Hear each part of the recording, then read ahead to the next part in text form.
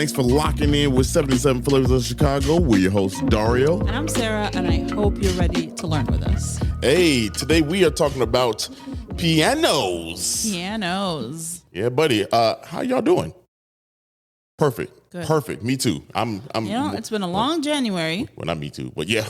Actually, in that case, yeah, we probably all feel the same way, y'all. But now it's February. You know how I said, like, a couple weeks ago, we were like, yeah, we done with that, saying we tired. Look, I'm not tired. I'm tired this time. Like, it's a different. I'm happy, but like, I'm tired. Well, you hurt your arm. Y'all, we had probably the worst week. Yeah. Everybody in that whole house out there. Yeah, whoever it is, y'all fuck y'all. But working their magic. Sarah, you had. I hurt my leg and I couldn't walk for like 2 days. Then immediately after, Dario hurt his wrist. Yeah, and then Campbell got a gash, had to get stitches. Yeah, all three of us in the same down bad. But But you know what they say? It comes in threes. So now we're done. We're good. It's only up from here. Yeah, I'm glad that shit over with. And we all recovered. February quickly. is a good month. Yeah, Black History Month, baby. Shout out to Black History Month. Hold on, is this one? Yeah. Yes, sir. Do you guys know that Black History Month started in Chicago? You should know that. Y'all should know. We did talk about it. Well, we talked about when we did the Vivian Hirsch collection. Fantastic episode. We should probably re-air that at some point. Rerun that. Yeah. For it's a really good. It's a really good one. Because that's a good call. We should. Y'all gonna hear that. Yeah. That's a good call. Not today, but soon. Yeah. Y'all need to hear that one. That was a good one. That was a really good one. Also, I messed up the video on that. Remember, I deleted. Yeah. The video. We could go back. We definitely could go back. We should reach out to her and say, hey. Anyway, this is off. Yeah. Off topic housekeeping.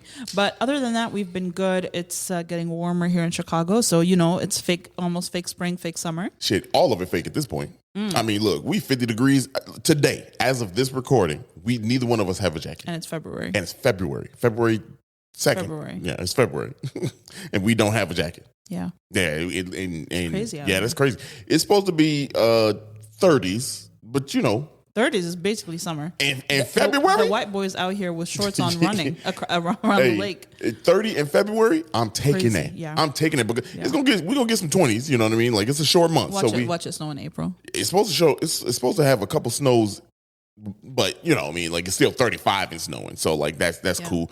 But April, that's what we gotta watch out for. Kicks our ass. Hell, be honest with you, some of March. We remember, what was it? We didn't have no April showers. It just went. It was like snow. Yeah. And then sunny.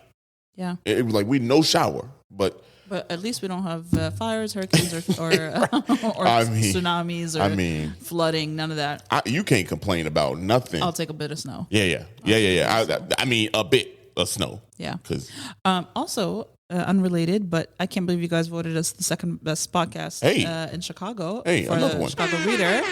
Thank you. First place was CityCast, which we love CityCast. If you're not already following them, they're a great source of news. I know, y'all. This is the second time. No, this is like every year we've come second to CityCast. Yeah, this is the second time I remember. I don't, but hey, you keep on coming second place. Well, here's the thing: we didn't even know that we were nominated. That's the even better part. That's the better part to be really number nice. 2. Yeah. I didn't even know we were nominated until someone tagged us. I mean, and we keep giving y'all facts. Oh. Yeah, right. Yeah, you found it. And then you told me. I didn't even see. Yeah. Y'all, we got the same Instagram page. We be running the same thing. Tell me why y'all talk to Sarah 90% of the time. Whenever y'all on a thing, y'all talking to Sarah. It's me. 90% of the time. Yeah, unless I'm like, Dario, this is for you. You go respond. Hot Take Tuesday, I'll be on that. Yeah. You know what I mean? I'll be on that. And we've been slacking on that. Yeah. We've been slacking on that. Here's my hot take, People though. keep messaging us. They have been. We got to come back with it. I'm going to do this one this Tuesday, too. But I got a hot take for you. Look, this Chicago accent get on my goddamn nerves. I'm sorry. Like the people. Bears, Skorsky, all that shit. I'm sorry to those who do talk like that. But that is not always a Chicago accent. That is a Chicago accent. Let me correct that. But that's not all of Chicago. Chicago has multiple accents. Chicago got multiple accents. That's part of our, culture. But like, whenever I hear people be like, you say Chicago. Do you say Chicago? Shut the fuck up. I say Chicago. I say Chicago. Sorry. Anyway, let's move Sorry. on. First episode of Black History Month. Come on here with this energy. So there's this thing, man. I was in my bag right there. I'm sorry, y'all. That was a raw moment. You blacked out. I did. No. I blacked out. Where is the drum thing on here, man? Like I want to find that. Anyway, there's this thing. No, that's not it. I think. How do you even work this shit anymore? Wow. Anyway, remember when the Chicago Sky won, and that DJ was In doing, Chicago. Yeah, it was doing that live show, and he kept doing that. All on the TV. It was when it was at Millennium Park. It was horrible. Yeah, I can't read that. What do I say? And is it? Ain't it ain't on here? It ain't on here. Damn. Wow. We really need to lock back in with this. Or is this? It was another page. No, I don't see it. Anyway, what I want to say about that little moment right there. So there's this thing wrestling, man. Booker T, way back in the day, he was shooting a promo. You know how he'd be in front of the camera talking. Yeah. I'm gonna beat you. You know what I mean? Like, so he was talking to Hulk Hogan, and he was like, yada yada yada, and I'm coming for you. And he said it on live TV. Then he went like this real quick. Like he put his head, he's like, damn, I said that. Damn. Did they have time to bleep it out? No, they didn't. Back in the day, it's back in the day. We talking like this was early 90s. But now they can like bleep stuff. Yeah, it's a delay. It's a time delay. Yeah. They didn't do that one. It flew. Yeah. So if anytime you see Booker T on there, that's what I just did. I blacked out. Yeah, I did. My bad, y'all. Anyway, pianos. Wow. Harmony. Anyway, this is another episode in my ever ongoing series / agenda of proving to you that Chicago is the most significant city in the country, and without it, y'all won't have shit. And I'm not talking to anyone that resides here or is from here. I'm talking to all of you haters that hate listen. Yeah. That hate list. Naperville. No. St. Louis. We count them as yeah, I guess. I don't know. Well, I don't know. Someone DM'd us and he was like, if someone lives, he literally goes, if someone lives in Rosemont by something, would you consider that person from Chicago? I did not respond. I didn't open that message. I was like, are you trying to get us caught up? Like, I'm not. What do you mean? Who am I? Am I the police on who is Chicagoan? To me, born and raised Chicago. If that's you, if you live in Chicago currently, Chicago, and I think for the people that are not from Chicago but have lived in Chicago for like 10 years and then moved away, I'm gonna give you that pass. I think if you love a place and you identify with it and you feel like this place feels like home, you're from there. But if we talking boundaries, I'm gonna go by the book. Boundaries. If you are in Chicago, if your driver's license say Chicago or your ID say Chicago, Illinois, you Chicago. But if it say anything else, it's not a Chicago. Unless I think this obsession with telling people where they're from and if they are from, I get the Naperville versus Chicago thing. I think now I will give a pass here. Here's where I'm gonna give a pass. Actually, I'm gonna give Rosemont a pass because they kind of got the raw end of the deal. We did an episode on it. They were like the dumping ground. Yeah, they were. I'm gonna give Rosemont a pass. I'm gonna give Norridge a pass. Yeah, because like y'all surrounded. Right. You know what I mean? Like y'all. I mean, but y'all stood your ground. They don't want to be. They don't want to be. Actually, take that back. Don't give them a pass. I'm not giving y'all shit now. Now that anyway. Thanks for reminding me. Anyway, let's get into this episode real quick, right fast. We're talking about Chicago piano history. Like I said, this is part of my agenda, and it is. I'm being honest about it. I don't care if you don't like this agenda, but this is where I'm assuming you do because you listen. Yeah, right. So I'm second thinking, best podcast in Chicago. You know, somebody like it. Somebody. Sometimes I feel like we're talking to the abyss because we're just talking to each other. But I see the numbers and I see the DMs and I'm like, fine. Yeah, we good. We locked in. The way I got into this conversation or this topic is one. If most of you probably don't know this about me, but I played piano for decades. Not decades, decade and a half, and. I hated it as a kid, but I loved it as I like grew older. And my goal this year is to kind of get back into it. And if you didn't know, the Harold Washington Library has piano rooms that you can go in and reserve for free. Do your thing. But I don't know what I was looking up. I think I was looking like Chicago piano or something like that.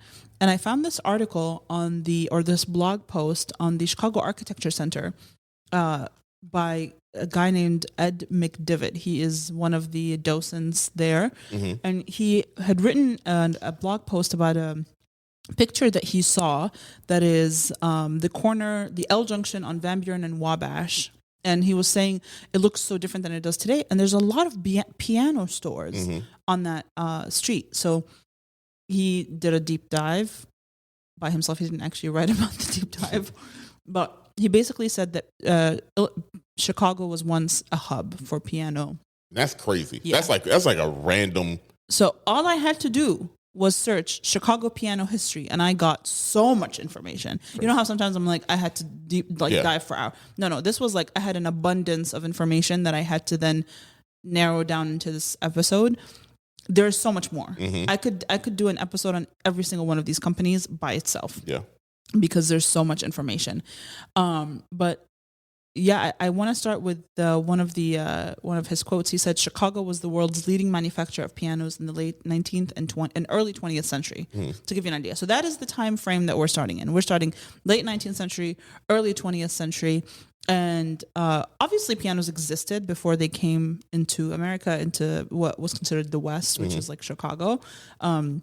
They've been popular for centuries. I mean, they were super popular during the Edwardian era. We Edwardian. Yeah. I know. This just sounds funny. When we went to Florence, was it, or Venice? Venice. We saw it was Florence. Florence. Yeah, Florence. We saw the oldest piano that they had. Crazy, y'all. Which was really, really, really cool. They just got sitting there. Yeah, but piano making wasn't mass produced until it came to Chicago. So you were usually an upper class person that wanted a piano.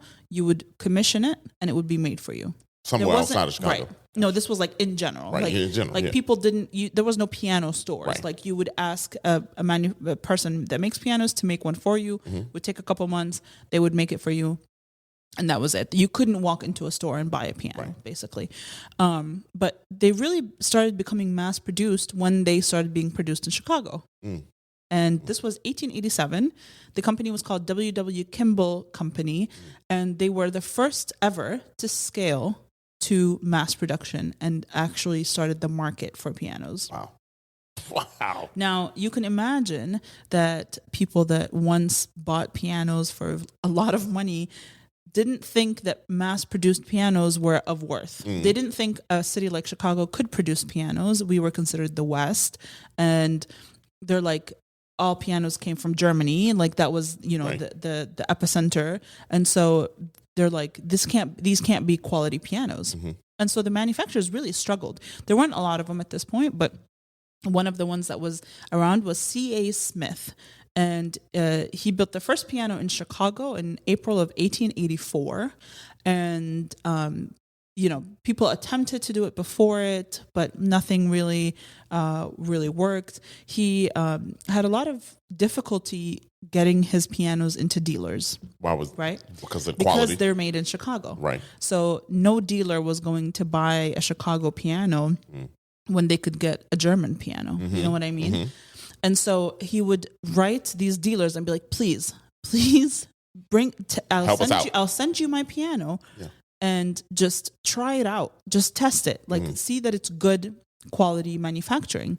Mind you, at this point, Chicago is like really starting to become the hub. Yeah. We have, our lumber projects are growing. We got our railroads starting up. We're in that industrial revolution era, right? And so he kept getting ignored. He kept getting messages saying, no, until this guy in Kansas City was like, you know what? Stop mailing me letters. Like, stop reaching out to me. Just send me this fucking piano. Yeah. And stop it. Like, I don't want to hear from you anymore. So he sent him a piano. He put it on a little train or whatever. I can't remember how he sent it, but he sent him a piano. 2 days later, the guy writes him back and he goes, send me 2 more. Damn. He loved it. He was like, this is a great quality piano. And so that is kind of like where we're at. The West, the Western world, what we consider the Western, the Western world that we consider now, which is like Europe, right, was thinking, what is Chicago doing, basically? All of the upper class people that were buying pianos did not want to buy from Chicago. And until Kansas City. But Chicago was making great quality pianos, right? And at that point, that industry just kind of exploded. And things that kind of helped that growth was obviously our geographical location. It was a very central market. we had so many railroad tracks going through Chicago, so it was really easy to ship them out of here. And there was still so much room to grow to the west. So obviously Chicago was a city, and we could push to the west to grow these huge plants that we would need to produce these pianos, right? So there was a lot of room for growth. And what's funny is one of the reasons in an article in 1907, I'll reference this article again in a second, but the writer of the article said that one of the reasons that Chicago succeeded was because of Chicago ego and pride. He said Chicagoans were not going to take this loss. Ain't nothing changed. And when was that? This was about the 1890s, Yeah, early see? 1900s. So yeah. we on the same shit 140 years later. You know? Like, we good. Between 1890 and 1906, Chicago made pianos, and they gained a lot of respect. New York City became known as the place that was making cheap pianos, or what they call thump box. Thump box? That's what they called New York That's pianos. crazy. Isn't that? That's a. How did you even get to that point? Thump box. Did we this just? shit I said that in the car, like the old disses that they used to have. Man, look at that thump box over there. Literally. You'd be like, oh shit, damn, and then you Yeah. think about it. What the fuck is a thump box? I don't know. How did they get that? In 1907, the Great Central Market magazine wrote an article, or George B. Armstrong wrote an article in that magazine saying, Chicago enjoys the distinction of having the greatest individual piano producers in the world. This is a direct quote from his article in 1907. Chicago.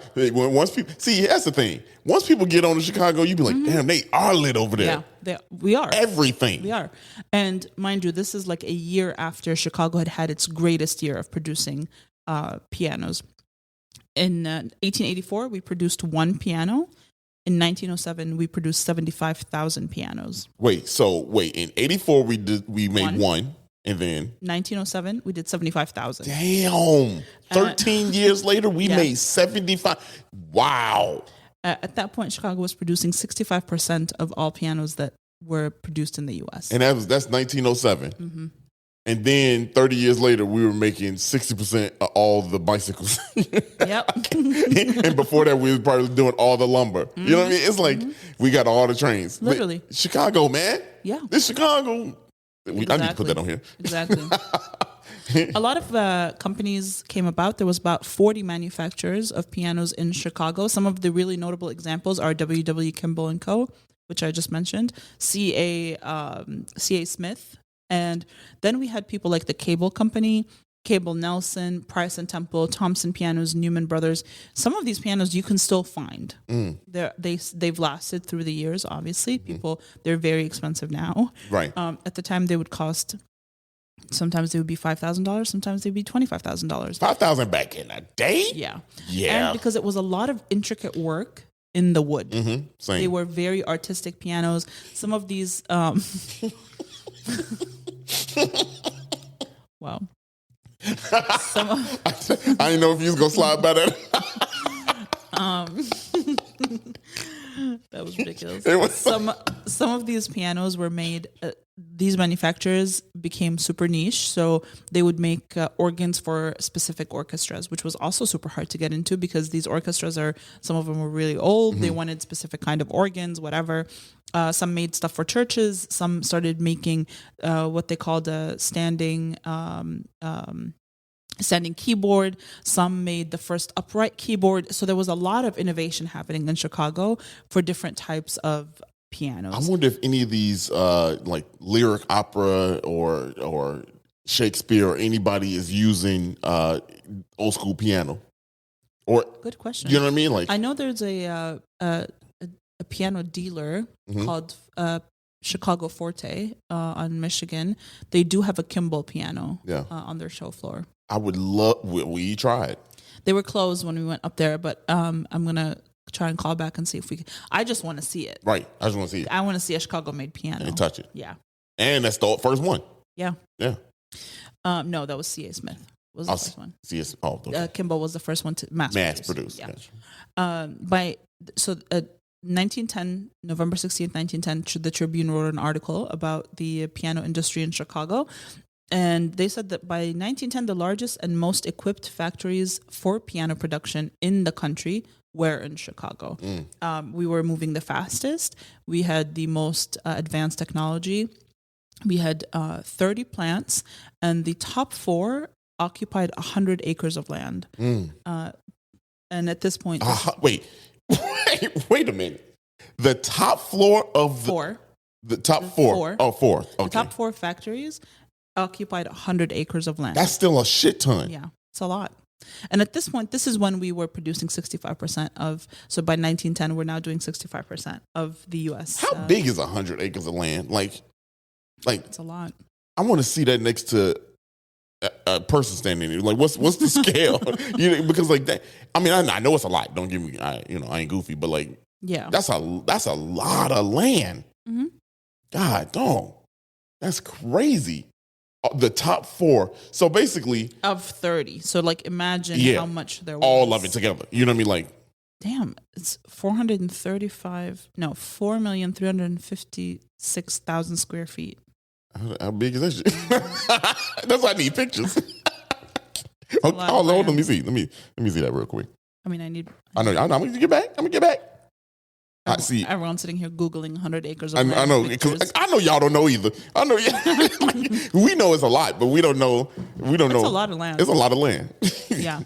And a little fun fact: Chicago is also famous for making other instruments. Like I mentioned, they made organs. They made mechanical piano players. They made a lot of other small instruments. Mechanical keyboard player. Mechanical piano players is what they were called. What? So it's basically think of like, you know how when you buy an organ and you press a button, it plays the piece for you and you could follow along with it. So basically it said it was like a way to cheat and play really great music at home for non-piano players. For what? So I can act like I'm doing some photo op. Video op. Every important improvement in piano or in player piano construction was done in Chicago. The first player piano that played the entire keyboard was made in Chicago. The first that could be installed upright. The first that was in a moderate size, that wasn't huge, and played with no actual physical effort, like not too much effort. So Chicago just put their own spin on it. Yeah. When they came here, once we realized, okay, so now we know how to make them. Yeah. But like, how can we make this even cooler? Because this shit kind of boring. Yeah. It's that's basically what Chicago Energy be. Mm-hmm. We just be like, it's how kind can we make this better? How can we add some mild sauce to it and make it pop? Basically. By 1915, now we're at 40 companies, 40 manufacturers of piano, and they occupied Wabash Avenue, which was called Piano Row or Music Row, depending on who you talk to. But all of these buildings, there's if you check out our YouTube or our Instagram, you'll see, I'll post some pictures. That map shows how many storefronts or stores were music related or piano related. Mm-hmm. There were other things like Lion and Healy, which was started out as a company that produced the concert harp. They never actually manufactured any pianos, but they claimed to be the largest music house in the world, which I don't know how you can just right. Back in the day, nobody could be like, no, you're not. Like, well, Google it. Yeah, right. 100 acres, baby. They started in 1864, and unfortunately, they no longer existed after the Great Depression. It kind of wiped them 1964? 1864. They started. Okay. Yeah. And by the Great Depression, they were gone. So they were around for, I don't know. Almost 100 years. 90. Not 100. Not 160 years. Almost, yeah. And then I did a little bit of where are they now kind of thing. So Bent Crown Company, which started in 1870, was built by George P. Bent Piano Company, and it was one of the most well-known piano and organ makers in the 19th century. They made a piano called the Crown Piano, which had that little crown seal on it. And they super well-known, very famous, very expensive pianos, super intricate woodwork. And in 1929, they had to stop producing because of the Great Depression. They were sold and distributed until the 40s by Sears Roebuck. That's kind of what kept them afloat. Boy. And then by the end of the 1940s, Sears was like, "You're not making any more pianos. We got to drop you," basically. You had Cable Piano Company, which was started in 1880 by H.D. Cable. It was one of the largest and they acquired a lot of companies, and so they became huge. And unfortunately, the Great Depression wiped them out. Damn. W.W. Kimball started in 1857, yep, and it was one of the largest in the world. It was the first 50 years they just sold pianos; they didn't produce, and they started manufacturing into the 20th century. They were sold in 1959. And they were discontinued in 1996. So they lasted the longest. They lasted a long time. Yeah. That's go ahead. And I was about to say that's why you can still see the ghost sign on the side of the building, because it was still That's probably the only building on Wabash that you can see the ghost sign for it. It's called Kimball Hall, which is now owned by DePaul. I don't think it's called Kimball Hall anymore, but that's what it was called. So if you ever want to go looking for it, it's a DePaul building. On the corner of, is it like it's like in between Jackson? It's in between Jackson and Van Buren. So like on Wabash, right next to the parking lot. If you're facing south, it's on your right hand side, right next to the parking lot. And if you stand where the building ends and the parking lot begins and look straight up, you can faintly see Kimball. In there, like actually you can't. It's faint, but you can obviously see what it says. You can see that you can read Kimball. it. And that's one of the only ghost signs that's left. A lot of those buildings were demolished, unfortunately. A lot of the plants were demolished, which is super unfortunate. But they were so large, and you couldn't really use them for anything else. But there is a building that you can go and see on Clark. On Clark, that is 800 North Clark, and that was the Bush Temple of Music. It is a landmark and a National Registry.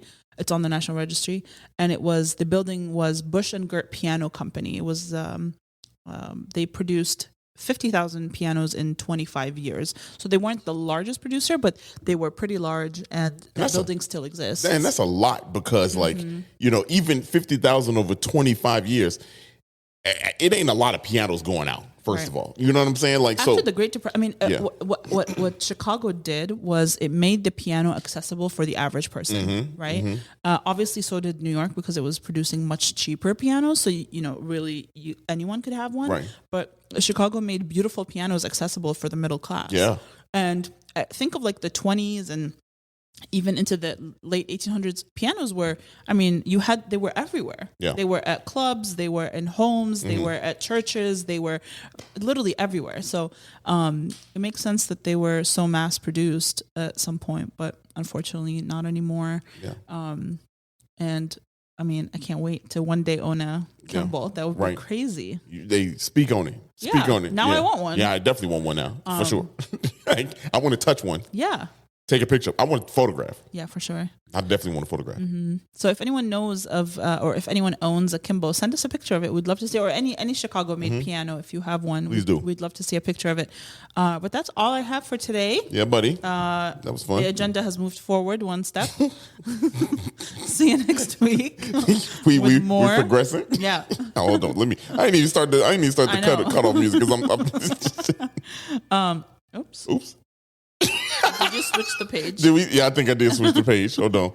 But that's why I was on page 2, right? Is it page 2? It's page 2. Or is it page 1? Page 2. Because it's on page 2 right now. Yeah. Oh, there we go. All right, here we go. All right, well, if you enjoyed this episode, please send it to someone you love. That's the best way to support us. We love having you here. Thank you for coming back. Happy Black History Month. Yes, sir. Right fist in the air. And check back on Thursday for a rerun or Monday for a brand new episode. We'll see you then. Peace.